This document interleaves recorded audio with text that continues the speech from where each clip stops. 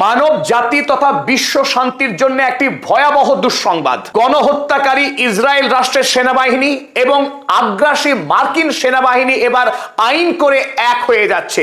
আমেরিকার কংগ্রেস নিঃশব্দে এই ভয়াবহ বিল পাস করতে চলেছে, যে বিলের জোরে ইসরায়েল আমেরিকার সমস্ত সামরিক অস্ত্রশস্ত্রের মালিক হতে যাচ্ছে। ইসরায়েল এমনিতেই বিশ্ব শান্তির জন্য একটি বড়সড় হুমকি। যে ইসরায়েল রাষ্ট্র কেবলমাত্র 2023 সাল থেকে আজ 2026 সাল পর্যন্ত প্রত্যক্ষ এবং পরোক্ষভাবে 4 লক্ষ মানুষকে খুন করেছে। কেবলমাত্র গাজা ভূমিতেই এই 3 বছরে 85,000-এরও অধিক মানুষকে খুন করেছে যে ইসরায়েল রাষ্ট্র, সেই ইসরায়েল রাষ্ট্র এবার সরাসরি আমেরিকা যুক্তরাষ্ট্রের সকল সৈন্যবাহিনী এবং আমেরিকার যে বিপুল সামরিক অস্ত্র ভান্ডার রয়েছে তার আইনি নিয়ন্ত্রণ পেতে চলেছে আমেরিকার আনা আইনের বলেই। এই ঘটনা পৃথিবীতে তৃতীয় বিশ্বযুদ্ধ বাঁধানোর জন্য যথেষ্ট। আগামী দিনে পৃথিবীতে ধারাবাহিকভাবে শান্তির ব্যাঘাত ঘটতে চলেছে, কারণ এই মুহূর্তে ইসরায়েলের গণহত্যাকারী প্রধানমন্ত্রী বেঞ্জামিন নেতানিয়াহু তিনি ক্রুর হাসি হাসছেন, কারণ এতদিনের স্বপ্ন ছিল বেঞ্জামিন নেতানিয়াহুর মার্কিন যুক্তরাষ্ট্রের শক্তিতে বলিয়ান হয়ে গোটা মধ্যপ্রাচ্য সহ আফ্রিকা মহাদেশ এবং এশিয়ার বিস্তীর্ণ অঞ্চলকে দখল করে গ্রেটার ইসরায়েলের সাম্রাজ্য প্রতিষ্ঠা করার মধ্য দিয়ে ইসরায়েল বড় সড় স্বপ্ন পূরণ করতে চাইছিল এতদিন ধরে।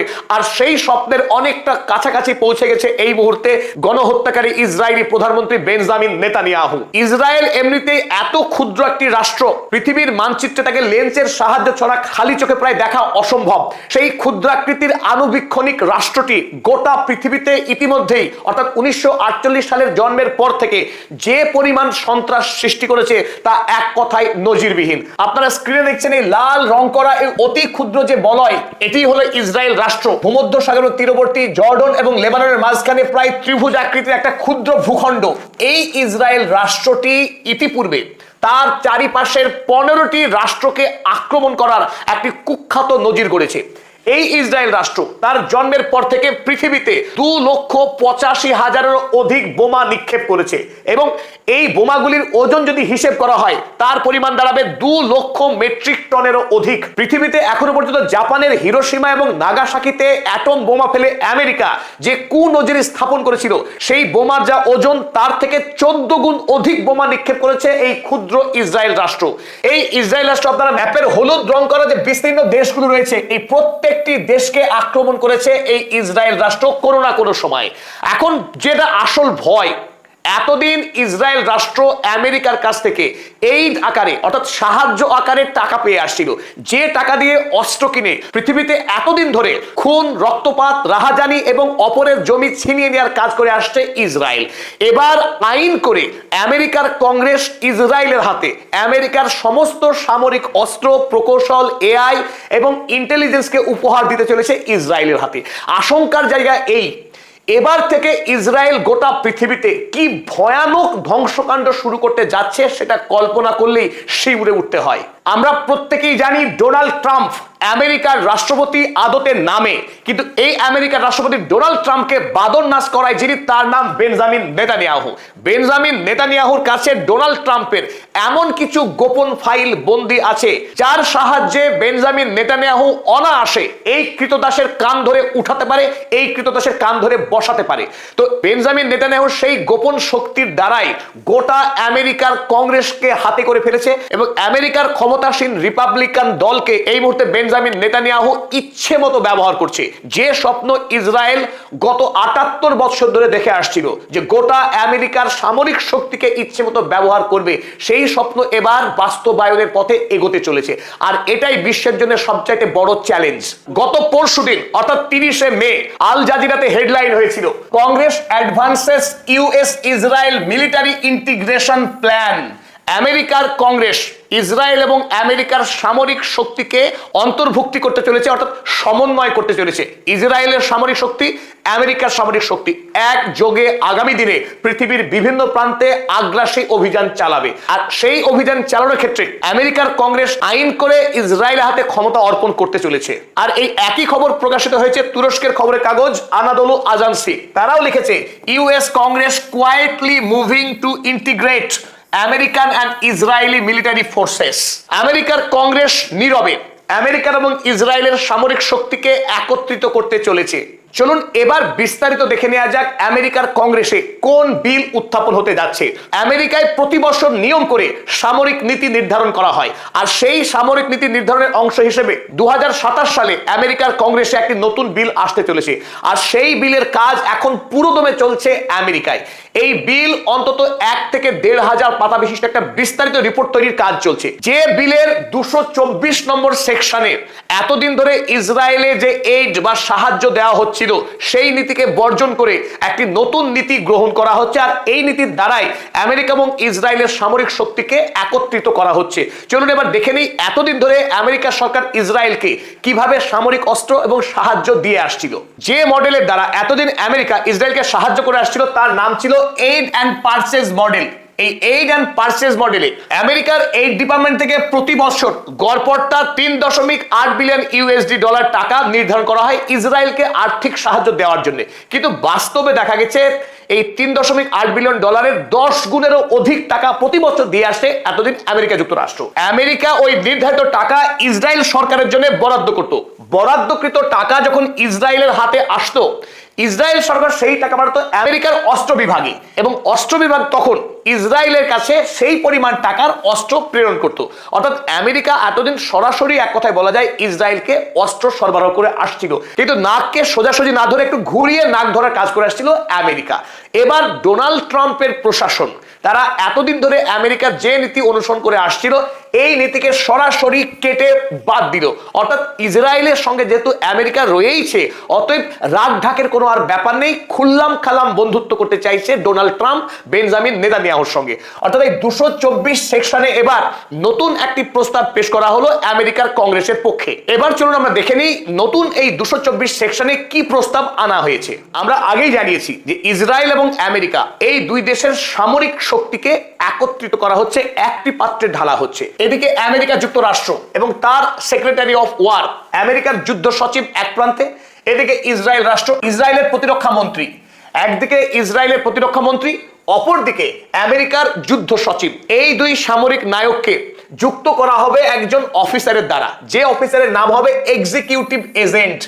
এই এক্সিকিউটিভ এজেন্টকে যুগ্মভাবে নিযুক্ত করবে আমেরিকা যুক্তরাষ্ট্র এবং ইসরায়েল। যুগ্মভাবে নিযুক্ত অফিসার অর্থাৎ এক্সিকিউটিভ এজেন্ট তিনি সমন্বয় সাধন করবেন আমেরিকা এবং ইসরায়েলের যত সামরিক অস্ত্র রয়েছে এবং সেনাবাহিনীর যতগুলো বিভাগ রয়েছে সমস্ত বিভাগের সমস্ত তথ্য এই একজন এক্সিকিউটিভ এজেন্টের কাছে জমা থাকবে। এই এজেন্টটি পরিচালনা করবে আগামী দিনের যুদ্ধ। অর্থাৎ এতদিন ধরে ইসরায়েলের ডিফেন্স মিনিস্টার কিংবা আমেরিকার সেক্রেটারি অফ ওয়ার যিনারা প্রধান হিসেবে দায়িত্ব পালন করে আসছিলেন, তারা এবার নামকে অস্তে প্রধান থাকবেন।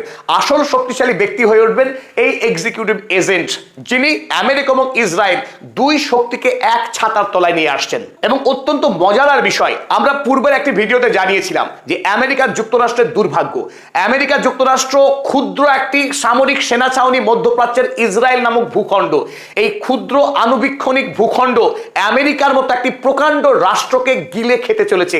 আমেরিকা যুক্তরাষ্ট্রের সার্বভৌমত্ব নিয়ে রীতিমতো প্রশ্ন উঠতে শুরু করেছে। এই এক্সিকিউটিভ এজেন্ট আগামী দিনে ইসরায়েলের হয়ে গোটা আমেরিকার সেনাবাহিনীকে ভেলকি নাচ দেখাবে। আমেরিকার কোনো সামরিক নথি ইসরায়েলের হাত থেকে আর গোপন রাখা সম্ভব নয়। তাই রাষ্ট্র হিসেবে আমেরিকার বিশ্বাসযোগ্যতা এবং নির্ভরযোগ্যতা গোটা পৃথিবীতে হু হু করে নামতে শুরু করেছে এই বিলের কথা প্রকাশ হবার পর। স্বাভাবিকভাবেই চীন এবং রাশিয়া এই সংবাদের পর রীতিমতো নতুন করে গুটি সাজাতে শুরু করেছে আগামী পৃথিবীর জন্য। চলুন এবার দেখে নেওয়া যাক এই এক্সিকিউটিভ এজেন্টের হাতে আমেরিকার কোন কোন সামরিক শক্তি আসতে চলেছে। এত বিস্তারিত একটি লিস্ট সবটুকু প্রকাশ করা সম্ভব নয় আমাদের এই ক্ষুদ্র একটি ভিডিও দ্বারা, তবু আমরা কয়েকটি গুরুত্বপূর্ণ বিভাগকে আপনাদের সামনে উল্লেখ করবার চেষ্টা করছি। প্রথম গুরুত্বপূর্ণ দপ্তর যেটা এই এক্সিকিউটিভ এজেন্ট ইসরায়েলের হয়ে আমেরিকার শক্তিকে ব্যবহার করতে চলেছেন তার নাম এআই। আপনারা প্রত্যেকেই জানেন 28শে ফেব্রুয়ারি আমেরিকা এবং ইসরায়েল যখন যৌথভাবে ইরান হামলা করেছিল, সেই ইরান হামলায় একদিনেই ইরানের সর্বোচ্চ ধর্মীয় নেতা আয়াতুল্লাহ খামেনি সহ এক ঝাঁক নেতা এবং মন্ত্রীকে খুন করা হয়েছিল। খুন করা হয়েছিল ইরানের মিনাব অঞ্চলের স্কুলের 180 জনের মতো নিরীহ ছাত্রীকে, যে কাজ করেছিল আমেরিকার ক্লড এআই। আগামী আধুনিক যুদ্ধের ভবিষ্যৎ এআই। আমেরিকার হাতে এই মুহূর্তে এআই এর যে ভয়ানক শক্তি রয়েছে সেই সমস্ত শক্তি ইসরায়েল আগামী দিনে ব্যবহার করতে চলেছে। দ্বিতীয়ত কোয়ান্টাম কম্পিউটিং।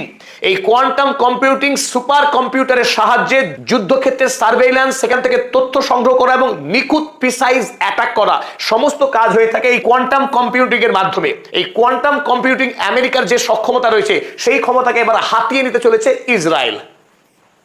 অপরদিকে autonomous system, robotic vehicles, drones, autonomous Naval vessels, আমেরিকার যে বিপুল সম্ভার রয়েছে সমস্ত সম্ভারের উপরে অগাধ মালিকানা পেতে চলেছে Israel. Military network integration, Israel এবং আমেরিকার সৈন্যবাহিনী পৃথিবীর যে প্রান্তেই থাকুক না কেন তাদের মধ্যে ইন্টেলিজেন্স শেয়ারিং এবং জয়েন্ট অপারেশনের সুযোগ পেতে চলেছে ইসরায়েল আগামী দিনে। Cyber warfare, digital data sharing, যেটা আধুনিক ওয়ারফেয়ারের অপর গুরুত্বপূর্ণ অ্যাসপেক্ট, সেই সাইবার ওয়ারফেয়ারের অনন্য শক্তি পেতে চলেছে ইসরায়েল। পৃথিবীতে বর্তমানে ডেটা ইজ পাওয়ার, যার কাছে ডেটা রয়েছে, স্ট্যাটিস্টিক্স রয়েছে, সেই দেশ শক্তিশালী।